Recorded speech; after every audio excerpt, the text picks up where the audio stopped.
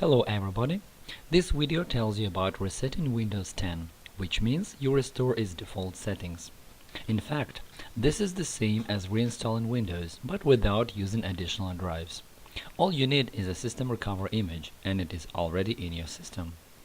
If you can start Windows 10 and you can log into the system, but it just began working in the wrong way, you can do the following. Go to the Settings menu, select Update and Security, switch to Recovery, and reset this PC. Click on Get Started. You can choose between the options Keep My Files or Remove Everything. If you use the first one, Keep My Files, the system will keep documents and other user files. However, all applications will be deleted and you will have to reinstall them. But if you go for Remove Everything, the system will ask you if you want to remove all drives or only the drive where Windows is installed, in case you have several drives in your system.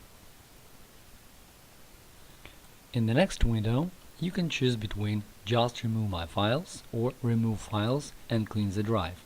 If you are the only person using this computer, you'd better choose Just Remove My Files.